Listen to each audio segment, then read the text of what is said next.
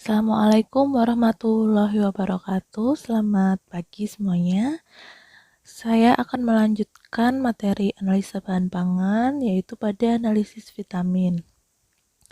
Sebelumnya, saya telah menjelaskan tentang vitamin pada mata kuliah yang lain, yaitu mata kuliah kimia pangan. Jadi jika Anda belum mengambil, silakan mengambil mata kuliah tersebut. Nah, adapun jenis vitamin, ya kita flashback sebentar, yaitu berdasarkan kelarutannya, dibagi menjadi larut lemak dan larut air. Nah, di sini untuk yang larut air, saya akan membahas tentang analisis vitamin C. Nah, nanti akan kita pelajari sedikit tentang analisis vitamin larut lemak, ya, yaitu A, D, E, dan K. Untuk faktor yang mempengaruhi, ya, uh, kegunaan vitamin bagi tubuh yaitu sebagai ini ya untuk proses ini ya flora intestinal, yaitu di mana di dalam saluran pencernaan kita terdapat mikroorganisme ya yang membantu proses pencernaan. Nah, di sini vitamin berperan penting ya terhadap kesehatan uh, flora atau kesehatan uh, bakteri baik yang ada di dalam saluran pencernaan kita. Nah,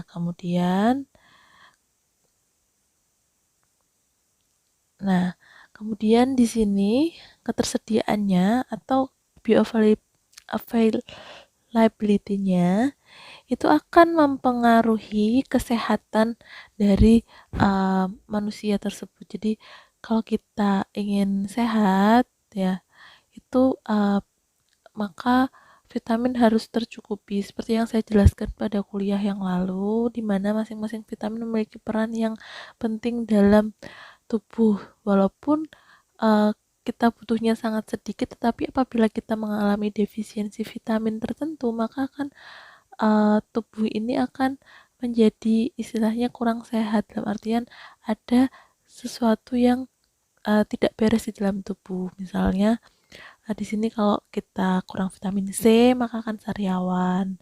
Terus kalau kita kurang vitamin A, maka akan mempengaruhi kepada kesehatan mata, tulang, ya itu untuk vitamin K. Nah, dan lain-lain ya. Untuk vitamin B yang jenisnya juga banyak, itu juga masing-masing memiliki manfaat yang baik bagi tubuh.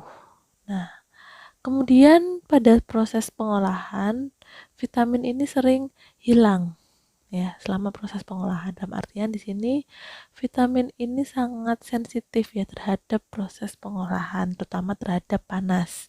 Jadi diperhatikan proses pengolahan bahan pangan ya untuk vitamin ini supaya vitaminnya tetap dia tidak rusak ya. Jadi produknya ini mengandung vitamin karena memang kita tujuannya adalah vitamin ini tetap terjaga seperti itu. Nah, untuk analisis bisa pada produk pangan, bisa pada bahan pangan. Nah, seperti yang saya jelaskan tadi ya, ini untuk mensintesis ya beberapa vitamin pada saluran pencernaan seperti vitamin B12 dan K. Kemudian jenis makanan juga akan mempengaruhi sifat-sifat flora di dalam saluran cerna kita. Saya pernah ada penelitian di Bali dan di Jogja di mana ternyata flora intestinal orang Bali itu dengan orang Jogja itu berbeda karena memang faktor gaya hidup dan pola konsumsinya juga berbeda. Nah, untuk sifat flora intestinal ini dia sifatnya adalah mensintesis dari vitamin. Untuk ketersediaannya, nah ini juga terikat dengan komponen makronutrien. Kemudian vitamin yang larut lemak akan sulit diserap apabila pencernaan lemaknya terganggu. Nah, untuk pengolahan selain panas, vitamin juga sensitif terhadap oksidasi atau kontak oksigen, kemudian aktivitas enzim tertentu, kemudian kondisi pH dan kehilangan karena proses fermentasi. Nah, Untuk vitamin C ini nama lainnya adalah asam askorbat ya. Merupakan vitamin larut air, paling tidak stabil atau mudah teroksidasi. Bagaimana jika kita kekurangan vitamin C? Jika kita kekurangan vitamin C menyebabkan sariawan, gusi berdarah, rentan karies, kemudian terlambatnya proses erupsi gigi, pembentukan kolagennya terhambat, kurangnya kolagen. Di sini karena apa? Karena dinding pembuluh darah mudah pecah. Nah, pada pendarahan terdapat pendarahan mukosa mulut dan pembentukan jaringan ikat, tulang dan gigi kurang optimal. Bagaimana caranya supaya tidak mengalami defisiensi vitamin C? Dengan cara ya ini tadi, memakan makanan yang mengandung vitamin C, kemudian menambah ya dengan suplemen vitamin C. Nah, untuk kelebihan vitamin C ini juga tidak baik ya, karena menyebabkan diare, gas dan gangguan perut. Kemudian bila diekskresi oleh ginjal lebih dari 1 gram per hari menyebabkan pembentukan batu ginjal. Nah, faktor penentu kebutuhan vitamin C ini tergantung pada umur, jenis kelamin, dan kondisi tertentu seperti adanya stres, perokok, kemudian adanya luka atau tidak, kemudian suhu yang meningkat, atau kebutuhan tubuh yang meningkat. Dosisnya untuk kesehatan ya, ini berdasarkan pada RDA, yaitu 200 mg per hari. Jika dikonsumsi pada dosis 500 mg, hanya diabsorpsi 70%, sisanya akan dikeluarkan melalui ginjal. Nah, ini seperti UC 1000 ini sebenarnya adalah vitaminnya berlebih ya. Dan ini akan dibuang melalui ginjal. Nah, ini contohnya ya, jeruk ya, segar sekali. Ini merupakan sumber dari vitamin C. Nah, sedikit kesimpulannya, jadi fungsinya adalah untuk pembentukan kolagen, kemudian kesehatan, sintesis neurotransmitter, seperti detoksifikasi pada obat-obatan, kemudian antioksidan, kemudian meningkatkan penyerapan dari ini ya, zat besi, kalsium, dan asam folat seperti itu. Nah, kemudian sumber alaminya pada buah-buahan seperti pada jeruk, mangga, kemudian pada kubis, kemudian sayuran hijau. Nah, ini banyak mengandung vitamin C. Nah, seperti yang saya jelaskan tadi, kekurangannya dan kelebihannya juga dari vitamin C ini memiliki efek yang positif dan yang negatif.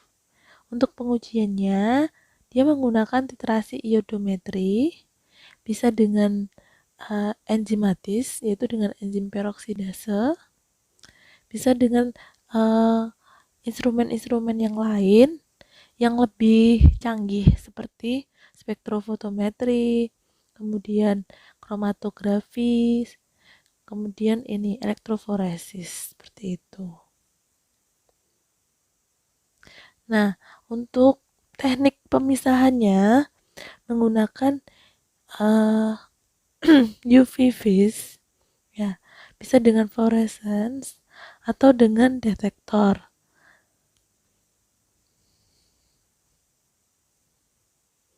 Kemudian untuk kromatografi untuk uji lanjutnya itu dengan kromatografi cair ya, itu bisa dengan LC-MS. Nah, ini bisa compare ya antara vitamin yang larut air. Nah, tujuannya apa untuk pengujian vitamin C ini? Mengenalkan metode penetapan kadar vitamin C, mempraktekkan prosedur penetapan kadar vitamin C, dan menunjukkan pengaruh pengolahan terhadap kadar vitamin C. Nah, ini dengan cara iodometri menggunakan amilum 1%, kemudian larutan yodium standar 0,01 N, kemudian sampelnya kita gunakan apel dan produk olahannya misalnya. Karena prosesnya titrasi atau prosesnya dengan cara iodometri, maka seperti biasa ini menggunakan proses titrasi, alatnya adalah biuret. Nah, ini contohnya, sampel ditimbang, kemudian dihancurkan, kemudian di sini yang digunakan adalah slurrynya, ya. Kemudian dimasukkan ke dalam takaran 100 ml atau labu ukur 100 ml. Kemudian ditambahkan aquades sampai tanda tera, disaring dengan kertas saring untuk memisahkan filtratnya. Nah, kemudian filtrat tadi dipipet 25 ml, dimasukkan ke dalam Erlenmeyer, ditambahkan dengan amilum 1%, kemudian ditambahkan aquades 20 ml. Nah, kemudian diterasi dengan 0,01 N. Yodium, nah untuk perhitungannya adalah 1 mili 0,01 N yodium itu setara dengan 0,88 mg asam askorbat. Jadi nanti hasil titrasinya bisa dikonversi ke dalam mili asam askorbat. Untuk titik akhir titrasinya akan terjadi perubahan warna. Kemudian nanti bisa dilihat mili dari mili dari hasil titrasinya, kemudian dikonversi ke dalam bentuk ini ya, kadar vitamin C. Nah, untuk mili titrasinya nanti akan didapat hasil berbeda-beda, maka kadar vitamin C-nya juga akan berbeda. Nah, nanti bisa didiskusikan mengapa kadar vitamin C untuk tiap sampel berbeda-beda, kemudian faktor apa saja yang menyebabkan terjadinya perbedaan tersebut, dan sampel mana yang mempunyai kadar vitamin C paling tinggi dan mengapa. Kelompok vitamin yang lain adalah kelompok vitamin larut lemak. Di sini ada vitamin A yang merupakan vitamin yang sangat penting ya bagi kesehatan, biasanya kesehatan panca indera kita itu mata. Nah, dianggap sebagai hasil oksidasi dari molekul karoten. Jadi di sini karoten sendiri harus kita pahami merupakan hidrokarbon tak jenuh ya. Nah, ini rumus molekulnya adalah C40H56. Ini merupakan prekursor dari vitamin A. Untuk vitamin A sendiri, di sini larut dalam solvent organik dan dalam lemak ya. Dan ini tidak larut dalam air. Kalau dalam pengujian dengan menggunakan spektrofotometer, ini biasanya dilakukan dengan absorbansi maksimal atau pada ini ya 325 sampai 328. Sedangkan hasil reaksinya ini memiliki absorbansi maksimal pada 620 panjang gelombang. Nah, ini untuk metode analisisnya ada metode antimoni triklorida, di mana biasanya menggunakan sampel minyak hati ikan. Di sini memberikan warna biru ungu dengan menggunakan agensia dehidrator semisal asam sulfat.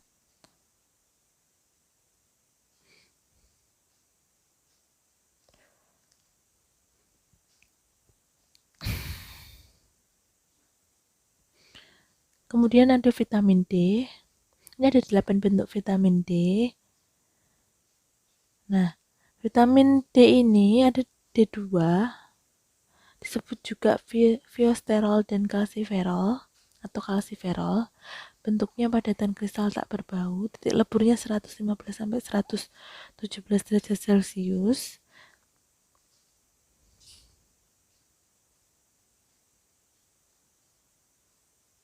Nah, ini relatif stabil terhadap lemak namun mudah mengalami oksidasi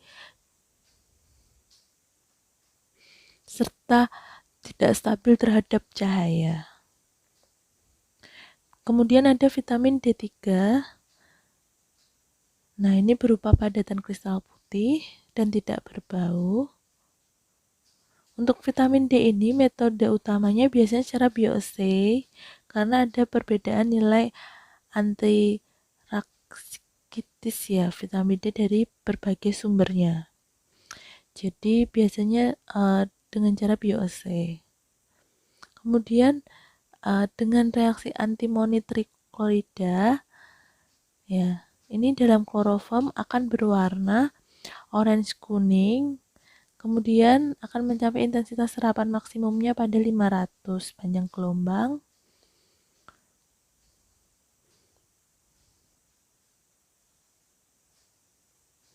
Kemudian ada metode Zoni. Jadi bila vitamin D direaksikan dengan pirogalol dan AlCl3 akan memberikan warna merah ungu. Vitamin D murni yang dilarutkan dalam alkohol absolut, benzen, PE, kloroform dapat diterah langsung. Namun bila dilarutkan dalam minyak atau lemak harus dilakukan pemisahan terlebih dahulu. Kemudian ada proses reaksi gliserol diklorohidrin. Nah, ini dimana vitamin D2 dan D3 bereaksi dengan gliserol diklorohidrin, adanya asetil klorida atau halida asam lainnya. Kemudian di mana vitamin D2 dengan cepat akan membentuk warna kuning yang kemudian berubah hijau dalam 1 menit dan mencapai maksimal dalam 15 menit. Akan stabil selama beberapa jam dengan serapan maksimal pada panjang gelombang 625. Nah, ini akan ya berwarna pink pucat, berubah menjadi orange, kemudian menjadi hijau fluoresen. Jadi ada perubahan warna menunjukkan titik akhir ya proses.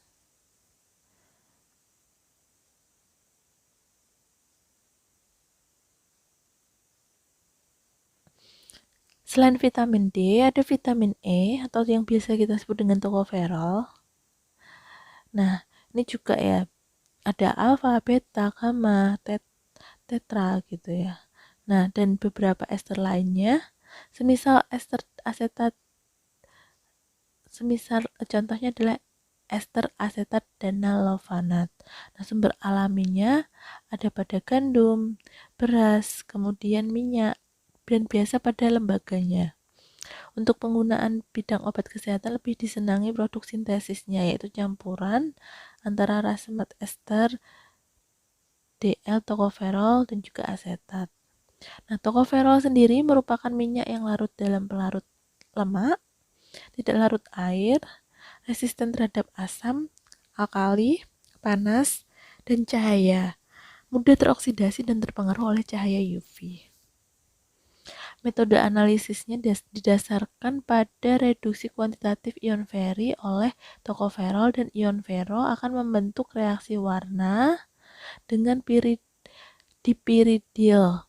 Nah, karoten dan lemak akan mengganggu pengukuran tersebut, di mana kadar tocopherol akan dibandingkan dengan kurva standar tocopherol yang murni. Dan yang terakhir adalah vitamin K. Di sini kelompok vitamin K meliputi vitamin K1 dan K2. Ini memiliki aktivitas yang sama. Yang paling sederhana contohnya adalah naftuquinone dan menadion. Nah, menadion kristal kuning bentuknya, titik leburnya 106, sedikit berbau. Ya, jadi masing-masing ini memiliki karakteristik tertentu ya. Nah, kemudian untuk metode analisis kuantitatifnya berdasarkan pada interaksi ya antara tadi nitrophenylhydrazine dengan metil naftoquinone, kemudian adanya amonia yang membentuk warna biru sampai dengan biru hijau. Nah, metode lainnya didasarkan pada reduksi katalitik dari larutan quinon dalam butil alkohol dengan indikator fenolsaffarin ya.